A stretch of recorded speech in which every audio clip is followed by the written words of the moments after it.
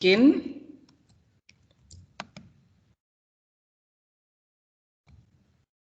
Right. So the agenda for today is, of course, we'll be talking a little bit about the vision of the school, the mission, as well as the core values. There'll be a little bit of generic information that I'll be giving about the health and safety guidelines, the mode of learning, etc.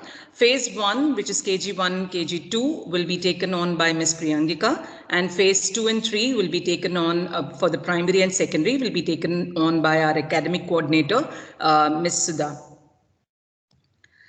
So our school vision, it's a lengthy statement. There are a couple of sentences over here which make a lot of sense to us. And let me tell you, in the 3 years that we have been operational, we have tried to live up to every sentence and every word in our school vision statement.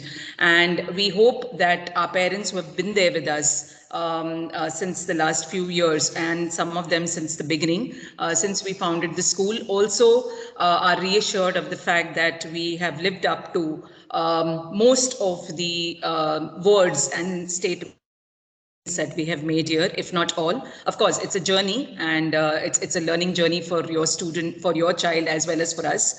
And we are in the preparation of this journey for living up to the goals and for reaching the goal, I should say. And however long or short period of time your child is with us, rest assured that we would be doing everything possible in our way, so that your child's learning journey is engaging as well as it's enriched, and he or she reaches his or her potential in our school. Our mission statement also takes on a lot from the school vision statement, and there's a lot of repetition over there about global citizenship, about international mindedness, about making choices and being independent learners. But as a principal or head of the school, there is one statement that encompasses the entire philosophy of Bright Riders, whether it is a vision, whether it is a mission, or the core values, and that is the last statement of this page, that is recognize and nurture each child as a unique individual.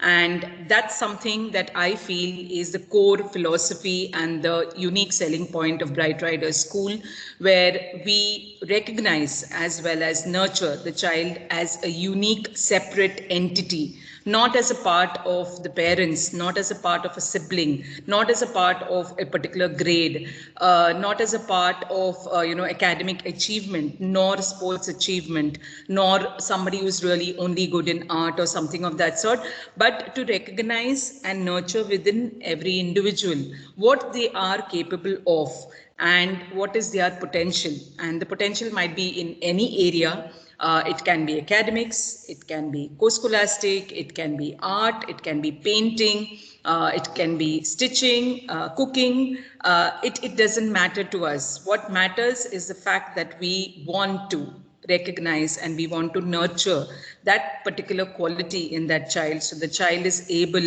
to be successful in whatever they do in life. So that, like I said, that statement or that one line encompasses and talks about what we have been trying to do in the past 3 years and what we will continue doing in the future also. Our core values are knowledge, respect, social responsibility, creativity and innovation, inclusion and celebration.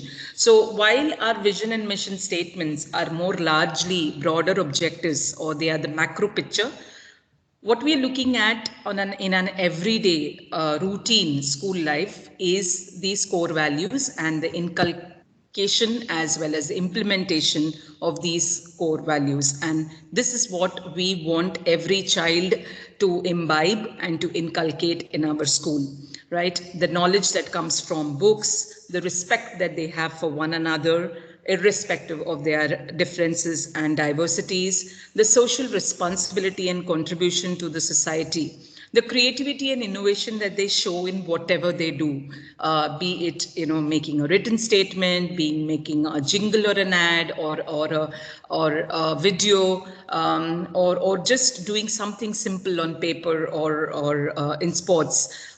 Creativity and innovation is there everywhere, and the more they exhibit it, the more they learn.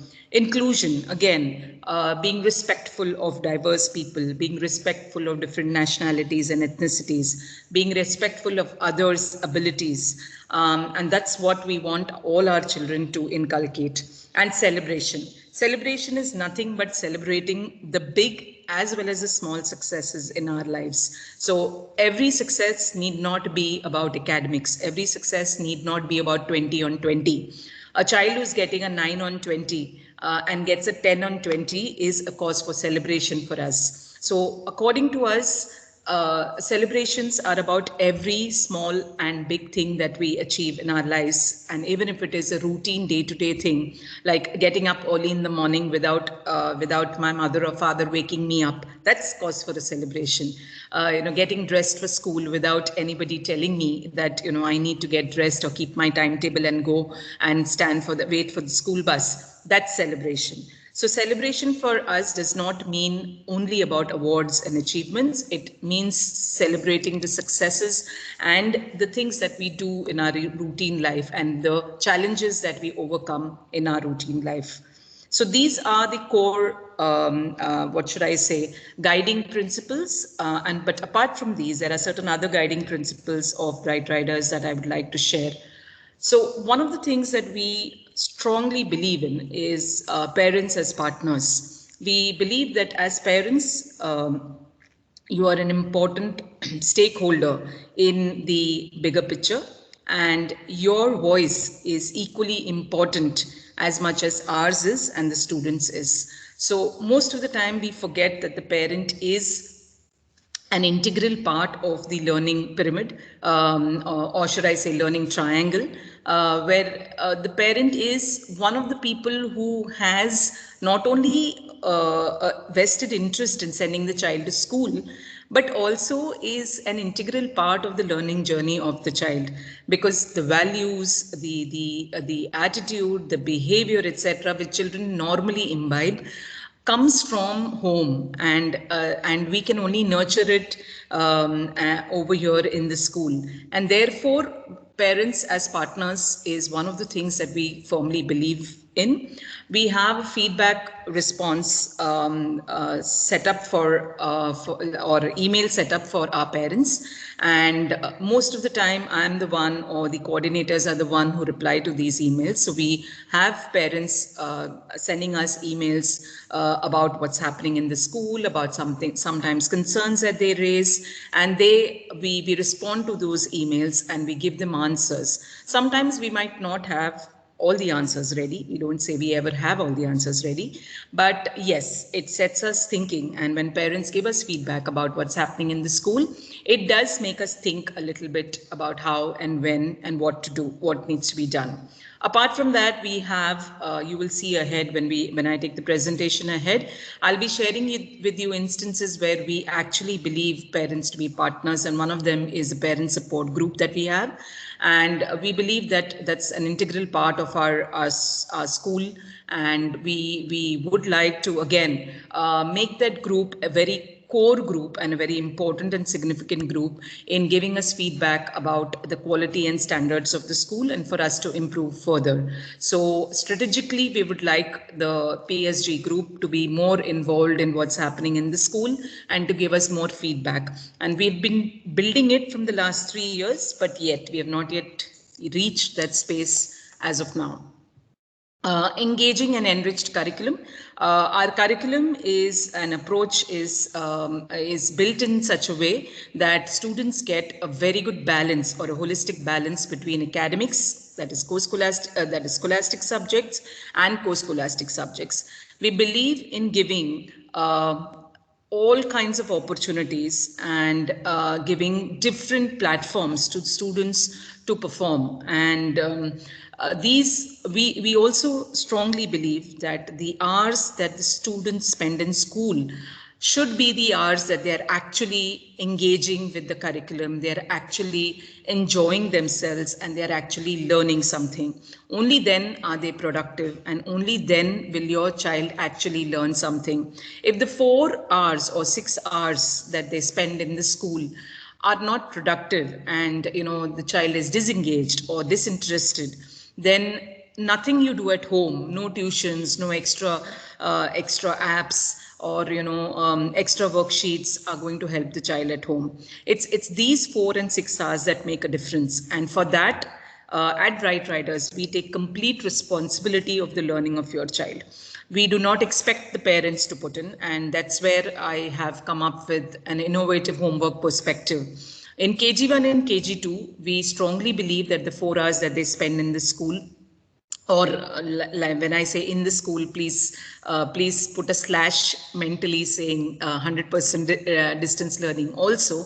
But the 4 hours of schooling that happens, we believe that the children do enough in that school, in that 4 hours, and the teachers do enough of activities which help them build a strong base for the future. We do not want the children to do numbing homework that numbs the brain, just writing letters, and for 10 pages or 15 pages writing letter A or writing letter B. That's not what we believe. We do give practice worksheets when we feel that the children need to do practice. So it's not necessarily that, entirely that we don't give anything back home. But more than anything else, and more than the written part of it, we believe that reading is an integral part of the of learning, and we do a lot of reading activities in order to enhance the reading skills. And we know that with reading comes if we strengthen the base of reading, then automatically other skills follow. And we also have we've been building or taking sessions, parent sessions, as well as student sessions, called Creating Connections, that we started last year in the last quarter.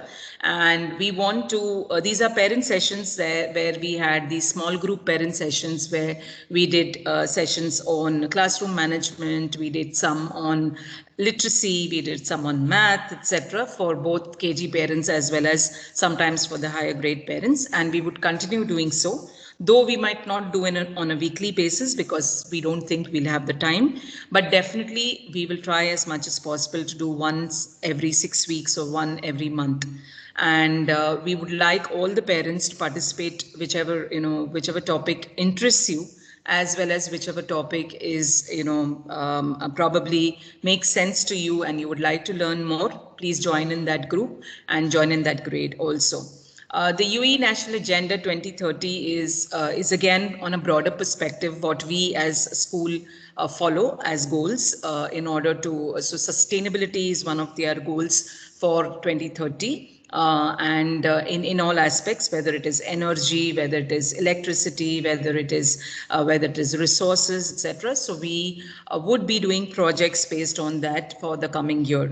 And of course, last but not the least, the governing bodies with the KHDA governing us and the guidelines that we need to follow. The CBSE NEP framework, which will be, probably will be implemented from 2021-22. Right now, of course, there are not much implications to the younger classes.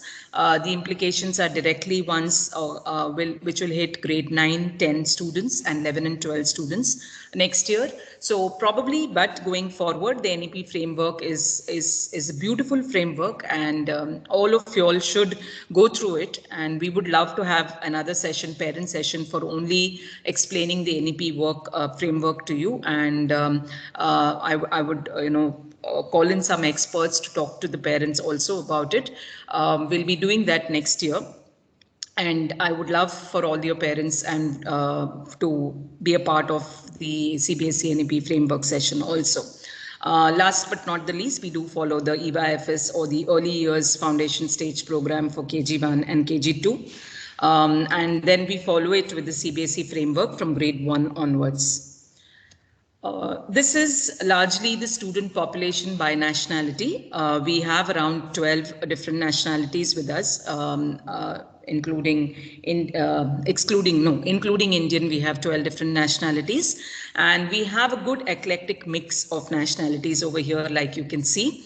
And though largely we are an Indian school with a largely Indian base of students, demographic of students, but we do have children from different nationalities, and that's one of the reasons that we call ourselves a truly inclusive and diverse school, irrespective of the fact that we are a CBSE Indian curriculum school, but we do cater to international students also.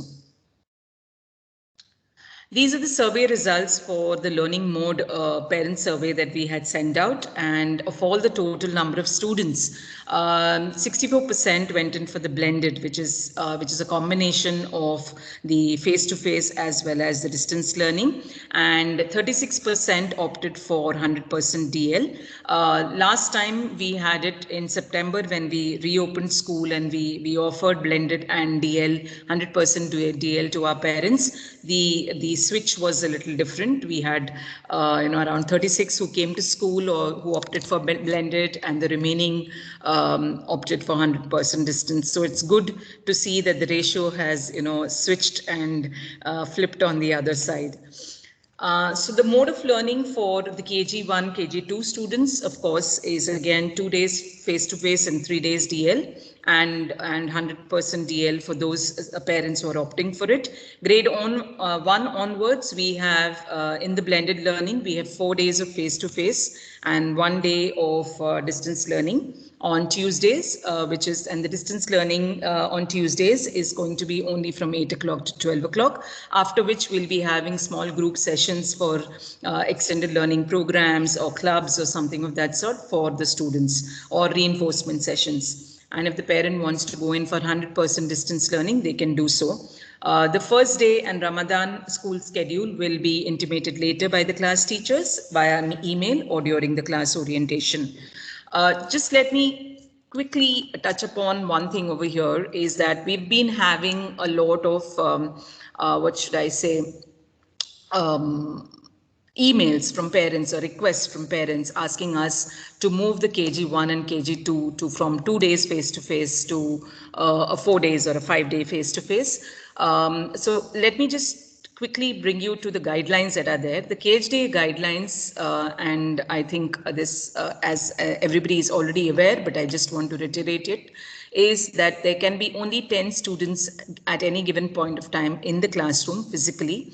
And in a given class, if I have 10 students, then the other 10 students of that particular class will need to stay at home and do the online. So we have switched it, and that is the reason why we have grouped it. Last year when we did this, we had 4 days of face-to-face for our KG students also, because we had lesser number of kids. Like I said, last year the ratio was completely different. We had barely 30% opting for coming face-to-face, and most of our parents opted for 100% distance learning. This year, since the ratios have completely reversed, we have had to juggle a little bit regarding the number of days for face-to-face. If you find that there are other schools who are giving face-to-face. So if let me be very transparent with the KG1, KG2 students, parents over here, is that if I switch this from 2 days to 4 days of face-to-face and 1 day of DL as a blended learning model, what will happen is I'll have all the students of both the groups, that is 10 plus 10 in a particular class in school, and which means that I will have to split them into different classrooms, which is doable because we have a huge campus and I have a lot of space. But what happens is that then I would have to have the teachers, 2 teachers, that is a teacher assistant as well as a class teacher in 2 different, taking care of these 2 different groups, and the class teachers switching between the classes to do the concepts. So large part of it, a large part of their learning will happen along with the teacher assistant, which is not what we want to happen, because teacher assistants do not necessarily in our school, they don't teach any concept. They do reinforcement, no doubt about it. They help the students. They are always helping the students and assisting the students in their activities and work, etc. But they are not teachers, so they are not equipped to handle teaching.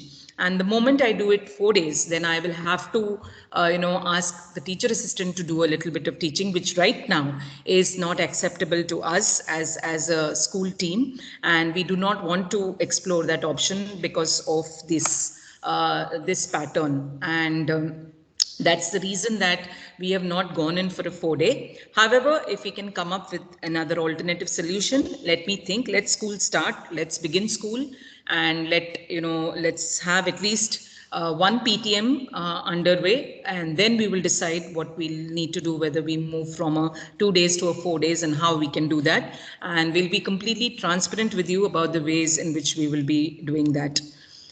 So these are some of the school health policies that are there as per the KHD and DHA. And one of the requests right now, and it's always been there, but right now due to the COVID situation, is that in case if you feel the slightest symptoms in your child, please keep the child back at home. And in case of any sudden illness, we will isolate the child over here if they show COVID-like symptoms. But otherwise, we have a clinic over here with a nurse, and we have a doctor on call who will be taking care of any children who fall sick in school. But if the child is already unwell, please ensure that the child remains back at home and does not come. Please do not send a sick child to school. And in case of any allergies or any kind of medication, please get in touch directly with the school clinic and apprise the school clinic nurse about any kind of allergies as well as medication your child might require on a routine basis. Attendance for all of the students for the full year has to be 95%. And if you want to go on leave, please take prior leave. Medical leaves are condoned, but for social reason, if you're taking leave, then please club it with an annual vacation or one of these national holidays that come up so that you don't miss a lot of school. Punctuality to school is a must. For children who are coming to school, 7:50 is your time to enter the school premises because you take 10 minutes to settle down, and 8 o'clock the school starts, or the assembly starts. And for children who are at home and are on distance learning, please ensure that you are there at 7:55 with your laptops or your gadgets ready and ready to take on or start with the assembly at 8 o'clock, circle time and assembly at 8 o'clock. The parent-teacher meetings, we have increased the number. Last year only we had increased it, in fact, in 2020. But right now we have increased it to 6 weeks, once in every 6 weeks. Or twice in a quarter. We will try as much as possible to have 2 in every quarter. So in the entire year, we might end up meeting the parents 6 times to discuss the progress of your child. And we'll be sending out circulars for the same. The first one, according to me, should be 11th May 2021, but we will reconfirm the dates later on, depending on the Ramadan holidays. But we will probably email you the notification or the schedule later once we know exactly when the Ramadan holidays are. Like I said, and I spoke about this earlier, parent as partners, we have a PSG group, and in every grade and every section, there is one person or one parent nominated to be a part of the core committee. And the core committee involves the parents from the representative parents from all these classes, plus the SLT, that is myself, Priyangika ma'am, and Sudha ma'am, who will be conducting meetings. So we meet up almost. We should be meeting up 4 times in a year, but I think this year we were able to meet at least twice. And have more and one-on-one conversations the other 2 times with the PSG members as and when required. But this core committee is strategically involved in talking about the quality or improving the quality and standards of the school, and they take on their concerns from the parents group. And there will be a WhatsApp group for parents where there will be no school members or school teachers involved, but the parent support group member will disseminate information through that WhatsApp group. So we'll be sharing all this, and by April end we will be nominating the PSG group core committee members, and we'll share all the details with all the other parents so that you all can start forming the WhatsApp group after that. So I think I have spoken enough about what the school entails and what the school is all about. I would like right now call upon Priyangika ma'am to whatever we have said right now. So you can wait and see how your child is going to do. Over a period of time, you will get enough evidence in terms of the learning journeys of the children. This year, we also, in KG, we instead of having a learning journey on paper and pen, because we didn't have the physical one, we couldn't have. So we also came up with the e-learning journey. Yes, e-learning journey, which we shared with the parents, and the parents were very happy to see evidences, even though they couldn't come to school and see the journal. But definitely we could give them evidence for every child in like a e-learning docket kind of thing we had. So thank you once again, ma'am. I'll just quickly call upon Sudha ma'am. Sudha ma'am, if you can just take us through the primary and secondary, which is your grade 1 to grade 8, for the parents quickly, so that we then will wind up the session after that. Thank you, Deepa ma'am. I am Sudha Roberts. I've joined this wonderful team of Bright Riders as an academic coordinator for grades 1 to 8. I will quickly take you through the program study. So for us, our child first approach focuses on the students in everything we do. So having said that, rest assured that your child will be focused on independent self-learners, creative problem solvers, and critical thinkers. At the end of their learning journey, they will be having a holistic development so that they're able to step outside the school and face the world. Next one. Yeah, so the subjects offered or scholastic subjects are language 1, English, language 2, Hindi or French is what we offer. Then Arabic language, then environmental science for grades 1 and 2, science for grades 3 to 8, math for everyone, UAE social studies for grades 1 to 8, whereas Indian social studies starts from grade 6 and moves on upwards. Islamic studies or value ethics, moral education, and ICT. Then in addition to scholastic, co-scholastic subjects are art and craft, music, dance, physical education, yoga. We also have co-curricular club activities and extracurricular activities, sports like cricket, football, basketball, and badminton. Academic year comprises of term 1 and term 2. In term 1 is from April to September, which will be starting now, and which we start with the baseline assessments, which will happen in the starting week, followed by periodic cyclic assessments, which will be happening in the month of June for grades 1 to 8. Then midterm summative assessment occurs in October for grades 1 to 8, followed by term 2 is from October to March.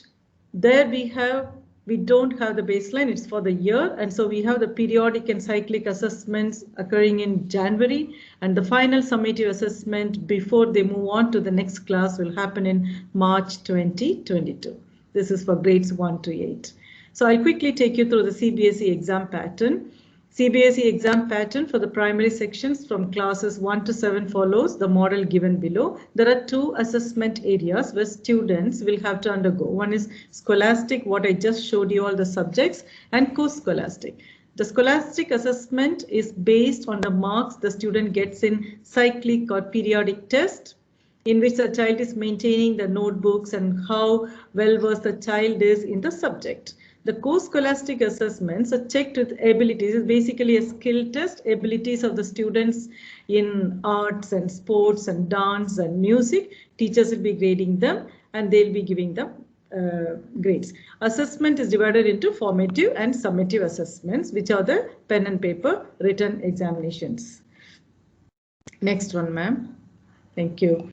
So as I told you, this is a summary of assessment pattern. Now, before every formative assessment or cyclic test and some midterm and final examinations, we will be sending you mails much ahead informing you what will be the syllabus and portions and how your child should be prepared for the examinations. So we will be intimating you much ahead so that you can prepare them well at home to do these assessments and get good scores. Next one, ma'am. Expectations of the students. I'm sure students are accompanied by the parents in this meeting. So we want the students to follow this and listen carefully. So expectations of the students with support of parents and teachers as well. Be present and on time for online distant learning sessions as directed by the school. Actively complete all tasks assigned by the teachers and submit work in the expected timescales. Adhere to school's e-safety, use of technology, internet, social media policies. Contact the teachers or the school if the work is too much or too difficult or too easy. To act responsibly and with integrity through the school's online platform. So you will work with integrity and you will be responsible for your work and you will be responsible for what your friends are doing also. So no sharing, no helping, everyone will learn, everyone will submit their assignments and whatever they learned according to their capabilities. Report any misuse of online platform by other students to your subject teachers. If you come to know that anyone is misusing online platforms, please inform your subject teachers or your class teacher. This is for the students. This is the expectations of us from the students. Now the parents. Parents support. Provide an environment conducive to learning, dear parents, which is access to technology, safe and quiet space during daytime. Engage in conversations with your child on posted materials and assignments. I would just stress upon this line that conversations with your child at home makes a very good initiative for the child to know that parents are also involved in their learning journey. Be it a small test or no test, be it an activity what the child has done online or in physically in school, at the end of the day, during a dinner time or whenever it is, please have a conversation with your child to know what they have learned that day in school. Monitor time spent engaging in online and offline distant learning. Support emotional balance by providing room and time for reflection, like physical activities, conversations, and play. So just let that be a proper balance between them sitting on the desk and looking at the screen or coming to school and learning, going back. So just see that there is good emotional balance by having conversation, taking them out for a walk or jogging or doing some physical activities at home or just having a family fun play or game or something like that. Support your child with managing the deadlines effectively. Provide feedback on the quality of the learning experience for your daughter or son. Next one, ma'am. School support. So what in any kind you need support from the school, we are there to support you. We are there to listen to your concerns. We are there to give ear to your issues. And so any academic concerns or issues should be first raised to the class teacher or the form tutor.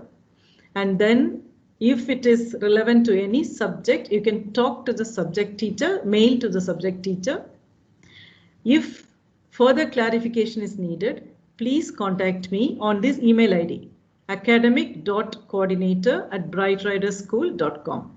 You could also meet the teachers or myself by having a prior appointment so that we could make the teachers available to meet you all. And in case if I have any meetings with the principal or any other work, I can keep it aside and I can give you time to listen to your concerns. And so we work together for the betterment of our children. Next one, ma'am. I think I've taken you all through a short brief, more like ma'am Deepa ma'am said, we will be meeting quite often and we will have constant communication to update you with your child's progress and everything. So we look forward for a successful 2021-22 school year. Please let us know how we can help your kids to have the best possible learning experience. Thank you, Sudha ma'am.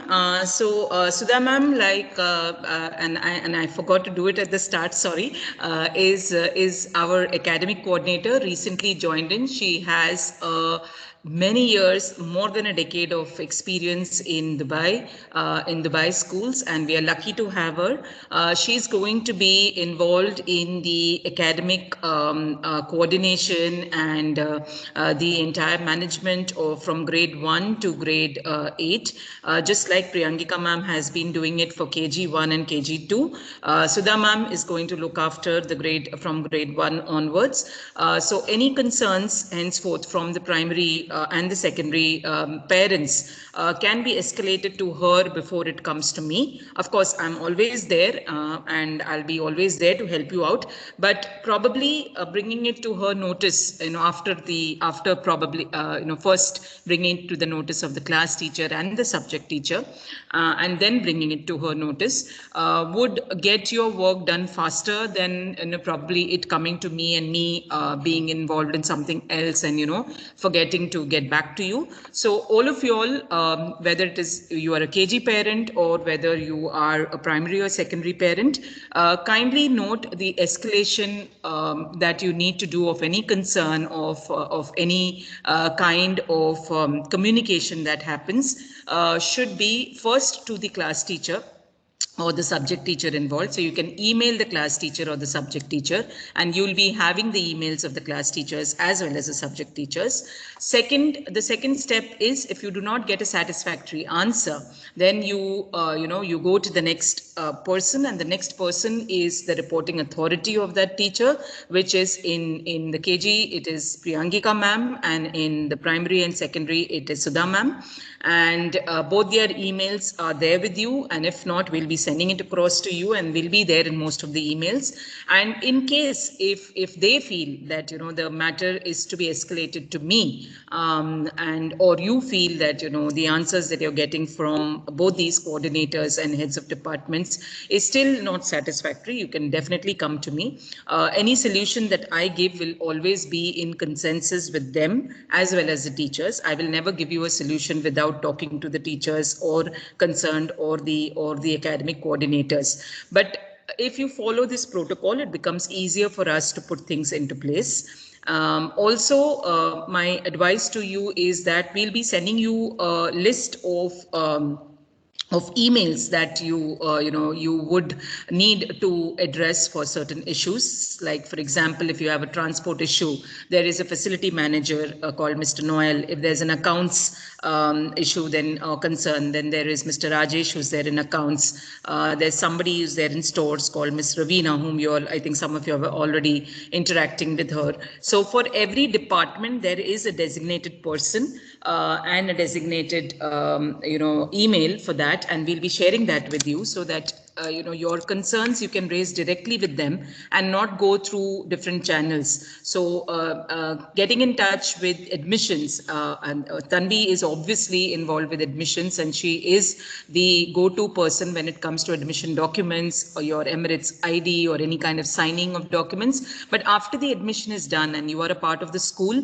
Tanvi is not the go-to person. Right now what is happening is that even my old parents keep putting in a WhatsApp message to Tanvi at admissions for answers, that if a teacher is late to class, they are calling Tanvi and telling. Tanvi is, again, like I said, she is involved with admissions. She's not a part of the routine classroom situation in the school. And right now, since we already have with us the coordinators, they are the right people in order to escalate the situation.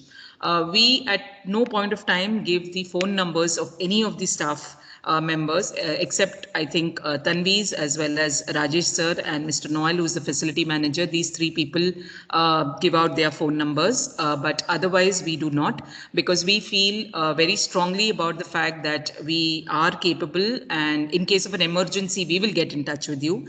And in case that you have any kind of important or significant thing to share with us, your emails are more than welcome. And we have an SOP, standard operating procedure, for returning back emails or responding to emails. We have somewhere between 12 to 24 hours. And I know sometimes we don't live up to the same, but that's our time. And if we have not done that and not kept up to that 24 hours response time, then please forgive us. We will try as much as possible to be more effective and efficient in the future.